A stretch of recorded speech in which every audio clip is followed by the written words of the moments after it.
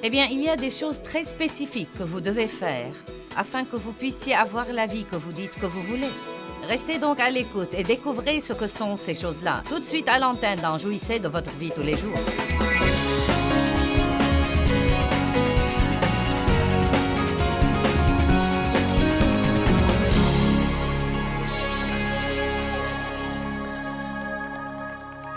Allons à Matthieu chapitre 10, verset 37. Je vais vous dire ce que sont ces clés que vous voyez ici dans un instant. Nous allons nous amuser ce soir.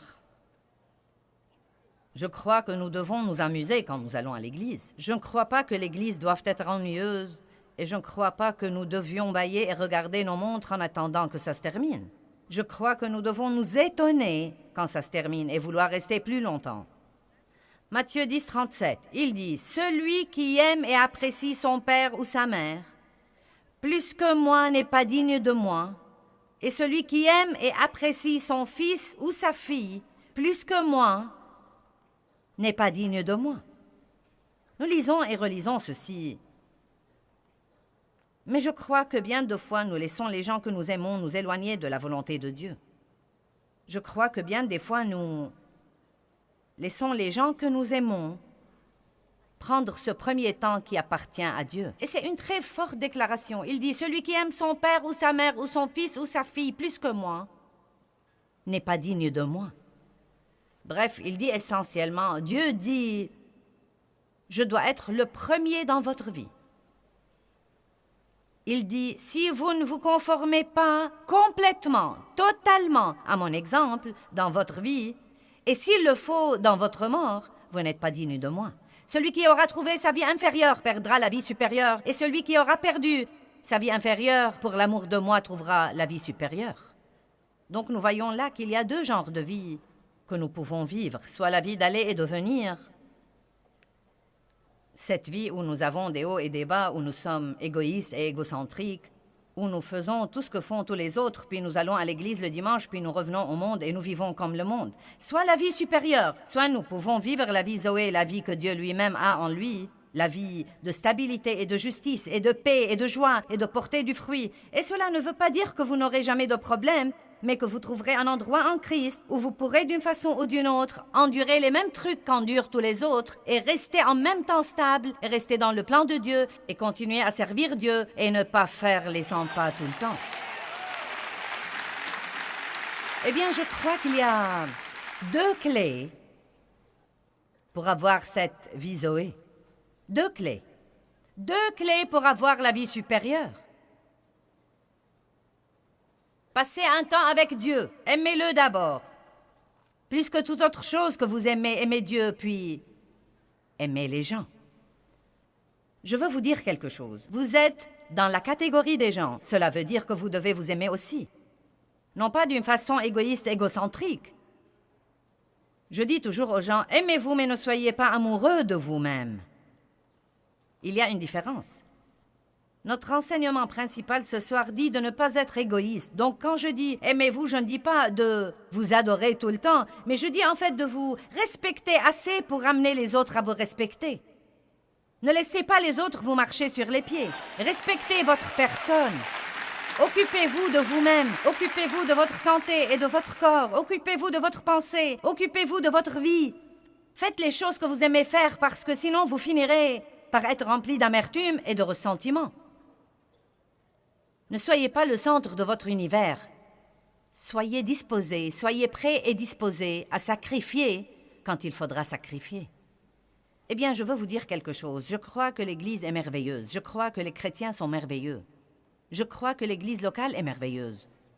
Mais je crois aussi que nous avons de graves problèmes. De moins en moins de gens veulent aller à l'Église tout le temps, de quelque façon régulière. Le christianisme n'est vraiment pas respecté. Dans bien des cas, le monde croit que nous sommes une bande de mauviettes et un objet de risée. Et je crois que c'est simplement parce que tant de gens veulent avoir une religion et aller à l'église, mais ils ne veulent pas du tout vivre la vie. Et je vais vous dire la vérité, être chrétien a beaucoup plus à voir avec ce que vous faites toute la semaine. Aller à l'église le dimanche vous entraîne à la manière dont vous devez vivre durant la semaine. Vous êtes là pour écouter ce que vous devez faire pendant la semaine. Vous êtes là pour être fortifié par l'adoration et la communion avec les autres croyants. Vous êtes là pour apprendre. Mais si vous ne mettez pas ce que vous apprenez en pratique, il ne vous servira à rien. Et je crois que la chose principale qui ne va pas chez nous, c'est l'égocentrisme égoïste et le manque d'amour. Je crois que notre monde a besoin d'amour aujourd'hui. Il y a beaucoup de chansons profanes écrites là-dessus, mais c'est la vérité absolue. L'amour de Dieu apporte la guérison dans votre vie et vous devez partager cet amour avec les autres. Ne vous contentez pas de leur en parler, vous devez le leur montrer, et vous devez le leur montrer de beaucoup de façons pratiques. Et pour les gens qui ont beaucoup souffert, vous devez parfois persévérer à leur montrer cet amour jusqu'à ce que vous brisiez finalement la dureté de leur cœur. Vous n'allez pas toujours aimer quelqu'un et avoir une réponse immédiate. Amen. Dieu vous a aimé longtemps avant d'avoir une réponse. Il a dû être patient avec vous dans beaucoup de trucs. Maintenant, vous voilà, vous avez finalement compris. Et si vous persévérez avec les autres assez longtemps, ils comprendront finalement. L'amour marche à tous les coups. 1 Jean 3, 9. Tu aimeras le Seigneur, ton Dieu, de tout ton cœur, de toute ton âme, de toute ta pensée et de toute ta force. C'est la première clé pour vivre la vie supérieure, la vie que Dieu a en lui. Tu aimeras ton prochain comme toi-même. C'est la deuxième clé de la vie Zoé. Pourquoi les gens sont-ils si malheureux? Je crois que l'Église est remplie de personnes enceintes qui ne veulent pas accoucher.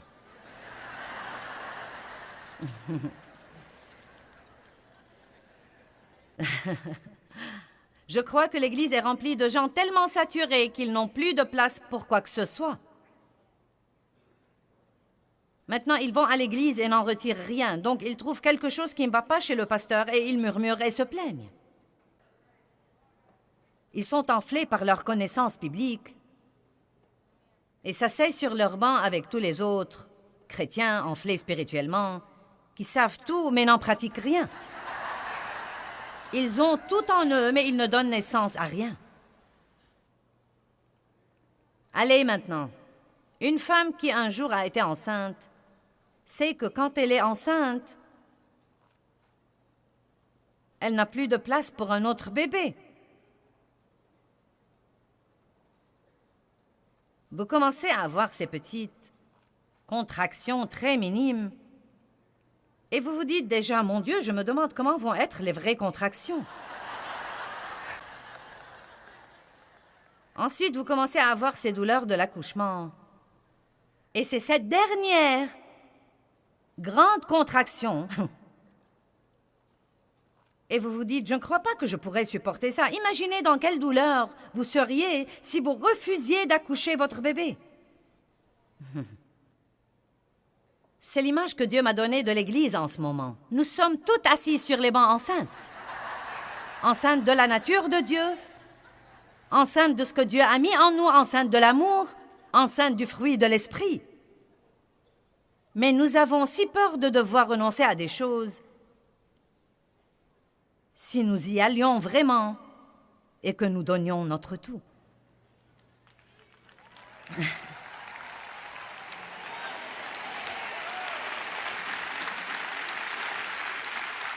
Une femme venait à mes conférences pendant 20 ans et les aimait. Elle les aimait. Puis elle a cru qu'elle n'en retirait plus rien. Elle a commencé à se plaindre à Dieu et à prier pour moi. Seigneur, je ne sais même pas si je veux aller à la conférence cette année. Ça fait 20 ans que j'y vais et n'en ai pas retiré grand-chose les 2 dernières années. Qu'est-ce qui ne va pas chez Joyce? Pourquoi est-ce que je n'en retire plus rien, Seigneur? Je ne devrais peut-être pas aller cette année. Y a-t-il un péché dans la vie de Joyce? Est-elle en train de perdre son onction? C'est étonnant. Quand un chrétien est mécontent, La première chose qu'il fait, c'est de regarder ce qui ne va pas chez le leadership. Pourquoi est-ce que tu ne me nourris pas?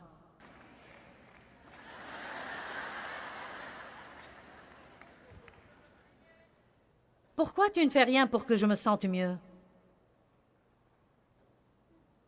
Vous vous fâchez contre le pasteur parce qu'il n'a pas prié avec vous ou ne vous a pas serré la main. Et Dieu a parlé à cette dame et lui a dit, « Tu n'en retires rien parce que tu es saturé. Tu n'as plus de place pour quoi que ce soit. »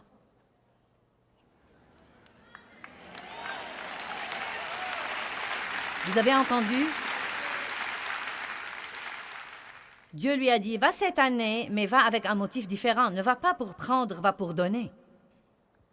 Va pour être une bénédiction. Va en étant prête, après avoir prié. Cherche quelqu'un à encourager.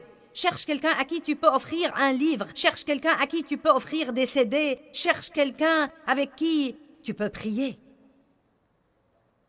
Elle est allée cette année et a eu la meilleure conférence qui soit. Elle a hâte d'y retourner l'année d'après.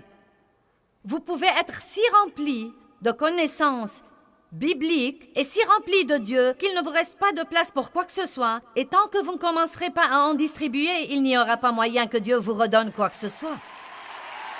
Jésus n'est pas mort pour que nous restions assis à ne rien faire et que nous soyons religieux ensemble.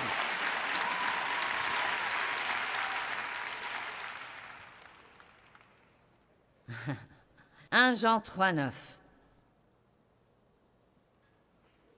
Quiconque est né de Dieu ne pratique pas délibérément, intentionnellement et habituellement le péché parce que la nature de Dieu demeure en lui. Le principe de vie, la semence divine, demeure en permanence en lui et il ne peut pécher parce qu'il est né de Dieu. Vraiment, quel verset! Quiconque est né de Dieu ne peut délibérément, intentionnellement et habituellement continuer à pécher. Pourquoi? Parce qu'il porte la nature de Dieu.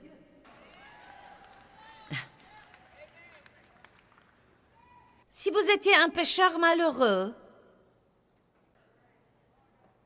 et que vous avez été sauvé, vous allez tout à coup commencer à culpabiliser pour des trucs que vous ne trouviez même pas mauvais autrefois.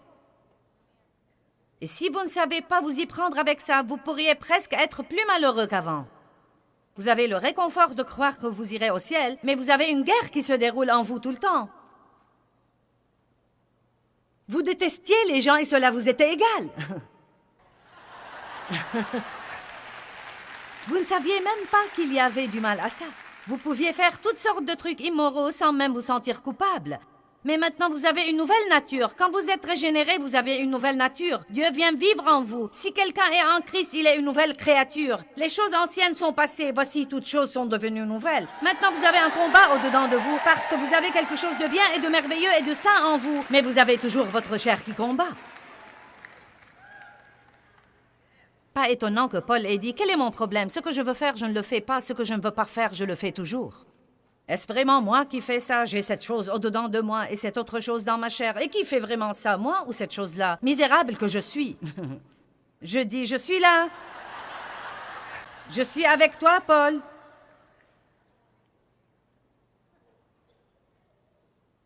Nous portons la nature de Dieu. Tout le fruit de l'esprit, la patience, la bonté, la bienveillance, la bénignité, l'humilité, la douceur, la maîtrise de soi. Vous êtes enceinte de l'amour.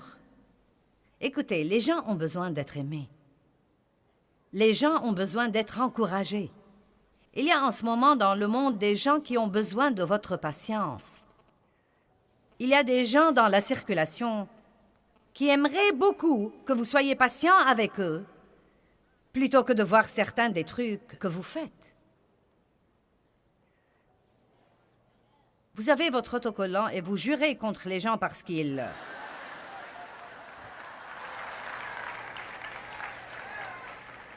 Une femme enceinte dont le terme est passé, je le sais parce que j'ai porté mes enfants 10 mois. Tous les 4. J'ai porté, pour l'un d'entre eux, j'avais 5 semaines et demie de retard. Pour l'autre, 5 semaines, l'autre 4 et demi et l'autre 3 semaines. J'ai porté chacun d'entre eux, sauf un, plus de 10 mois. Il me fallait longtemps pour accoucher, mais faites attention quand je le fais. Ils restent dans le fourneau, mais quand ils en sortent, ils sont beaux.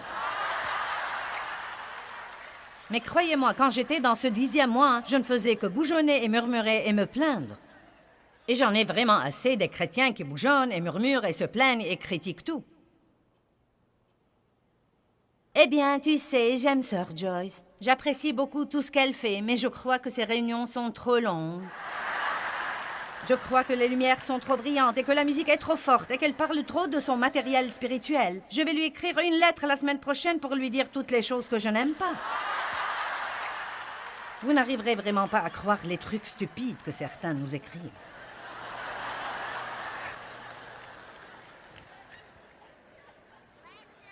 Non, mais j'aurai 65 ans en juin. Je n'ai pas besoin de ça.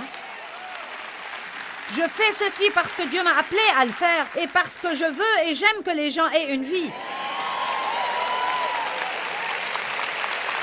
Ne me dites pas que vous m'aimez puis vous m'écrivez une lettre pour me dire ce que vous n'aimez pas.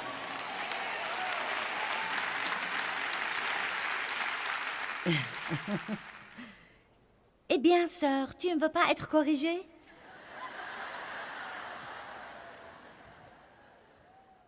Pas par vous.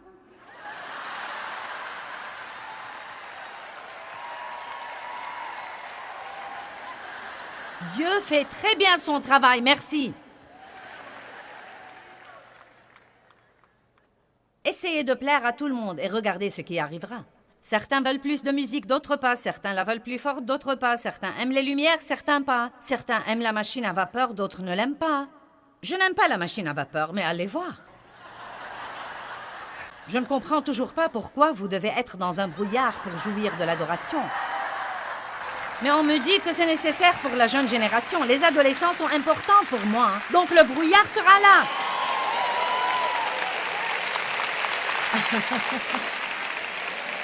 On pourrait baisser le volume de la musique pour mon goût aussi et chanter quelques hymnes de plus. Mais nous essayons de toucher les gens. Dieu ne m'a pas appelé à me bénir moi-même. Il ne m'a pas appelé à m'aider moi-même. Il ne s'agit pas de moi. Je dois trouver ce dont les autres ont besoin et leur donner ce dont ils ont besoin. Certains d'entre vous devraient sortir de leur petite barque religieuse et arrêter de paniquer chaque fois que votre pasteur essaye de changer un petit quelque chose. Écoutez, le message ne change jamais. La vérité est toujours la vérité, mais le paquet dans lequel elle vient devrait être approprié aux gens qui en ont besoin aujourd'hui. Et si nous ne leur présentions qu'un paquet religieux vieux et usé, qu'ils craignent déjà et dont ils en ont assez, ils ne voudraient rien écouter. Amen. Nous avons tous ces jeunes qui mènent l'adoration maintenant. Eh bien, disons-le comme suit. J'ai dit à Dave la nuit dernière, j'ai vu l'équipe d'adoration et deux des types mettaient des lunettes de soleil et je me suis dit, c'est déjà sombre dans ce bâtiment. Pourquoi mettre des lunettes de soleil? Un d'entre eux s'est montré dans une chemise sans manches et il avait des écharpes autour du cou malgré la chaleur ici. Ils passent plus de temps à défaire leurs cheveux que je ne passe pour arranger les miens.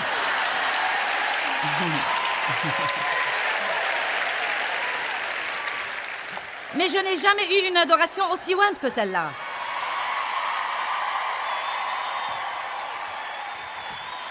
Dieu n'aime pas que le polyester. Le jean ne le dérange pas. Alléluia! Quelqu'un peut être saint et ne pas avoir la même coiffure que vous.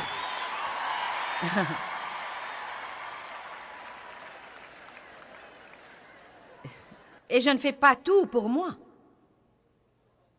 Arrêtez de vivre pour vous-même et vous serez heureux. Allez, entrez en labeur, tirez fort et donnez naissance à ce que Dieu essaye de vous faire faire. Ne continuez pas à aller à l'église puis à en sortir et à tourner autour de la même fichue montagne toute la semaine et retourner ensuite à l'église puis rentrer chez vous et tourner autour de la même montagne. Puis retourner à l'église et répéter encore et encore et encore. Je ne sais pas si vous êtes prêts pour ça. Allons à 1 Jean 3, verset 14. Ouh! Il s'agit d'apprendre à vivre pour les autres et d'aimer les autres. Sacrifier cette vie inférieure pour avoir une vie supérieure. Oubliez-vous. Veillez à faire tous les jours des choses pour ajouter à la vie de quelqu'un d'autre. Mettez chez vous une pancarte qui dit « Qu'ai-je fait pour aider quelqu'un d'autre aujourd'hui ?» Wouhou! Quand j'ai commencé ce message, je ne savais pas qu'il allait devenir aussi bon qu'il est sur le point de devenir. Vous savez, je ne sais pas si ça vous fera ce qu'il m'a fait, mais j'ai failli tomber de mon canapé quand je l'étudiais. Rappelez-vous que je vous ai dit que le mot « vie » dans la Bible est mentionné 733 fois, dont seulement 25 fois parlent de ce genre de vie supérieure dont nous parlons ce soir.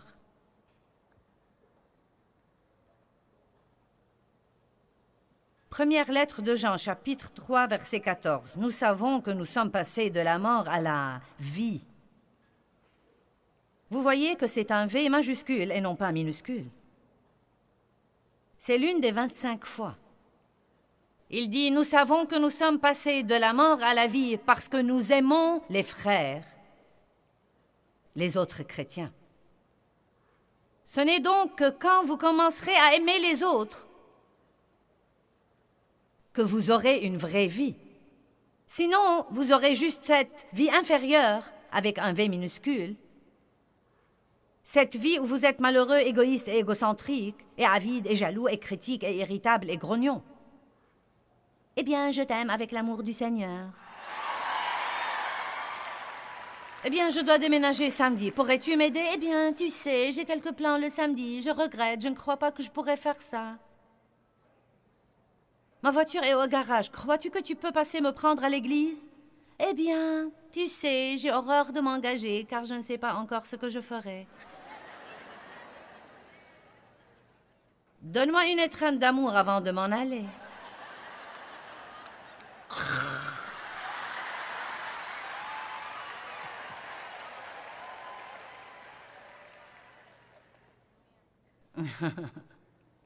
Wouhou! Allez, que quelqu'un ait une vraie vie.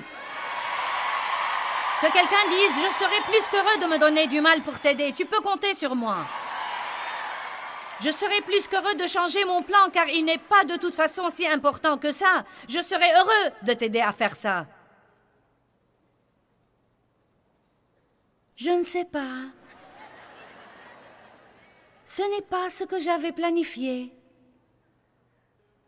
Asseyez-vous sur le banc une semaine de plus et voyez si vous apprenez quoi que ce soit. Je doute que vous ayez de la place pour apprendre n'importe quoi d'autre, mais si vous le croyez, essayez.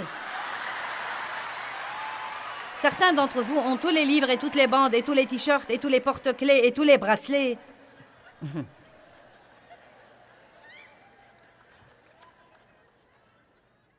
Et vous êtes tellement malheureux. Il est temps de pousser.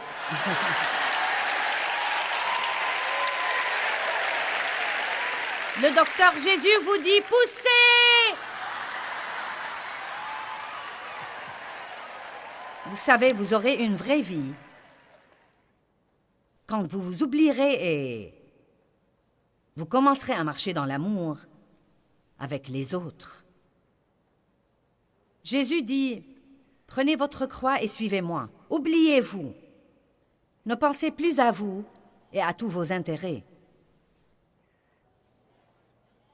Et je vous donnerai une vie supérieure. Non seulement la vie de respirer, d'aller et de venir, d'aller au travail, de faire la vaisselle. Non, mais une vie. Non, mais une vie. Je vous dis comment vous pouvez avoir la vie que vous avez toujours voulu.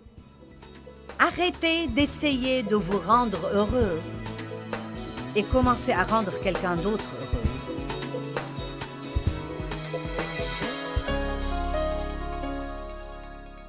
Eh bien, nous avons parlé de choses intéressantes aujourd'hui. Laissez-moi remettre l'accent là-dessus. Clé numéro 1.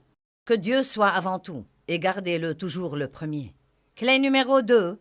Aimez toujours les autres. Aimez Dieu, aimez les gens. Et quand nous focaliserons sur la vie d'amour, beaucoup d'autres choses s'arrangeront par la suite.